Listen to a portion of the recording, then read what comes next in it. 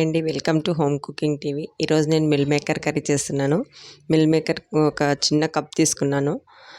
దానికి ఫస్ట్ నీట్గా క్లీన్ చేసుకోవాలి. డస్ట్ ఏమైనా ఉంటుందని నీట్గా నార్మల్ వాటర్తో క్లీన్ చేసుకోవాలి. తర్వాత వాటర్ని బాయిల్ చేసుకోవాలి. వాటిని దాంట్లో వేసి ఉడకనివ్వాలి కదా. ఒక జస్ట్ బాయిల్ చేసి దానిని నీట్గా పిండేసుకోవాలి వాటర్ లేకుండా. దానికి కావాల్సిన ఒక 3 టేబుల్ స్పూన్ ఆయిల్ వేసి షాజీరా, లవంగ, చెక్క వేసి కరివేపాకు వేసి ఫ్రై చేశాను. తర్వాత ముందుగా నేను ప్రిపేర్ చేసి పెట్టుకున్న onion gravy plus tomato Curie 2 మిక్సీకి వేసి చేసుకున్నాను అండి, పచ్చివే. తర్వాత కొంచెం ఫ్రై అయ్యాక ఆనియన్ ఫ్రై అయ్యాక కొద్దిగా అల్లం వెల్లుల్లి పేస్ట్ వేశాను.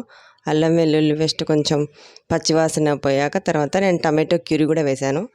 అవన్నీ కొంచెం ఫ్రై అవ్వనివ్వాలి. పచ్చివాసన అంతా పోయిన తర్వాత పసుపు, ఉప్పు 2 యాడ్ చేశాను. తర్వాత కారం, మనకు ఎంత కారం కావాలో అంత, స్పైసీగా కావాలంటే కొద్దిగా కారం ఎక్కువ వేసుకోవాలి.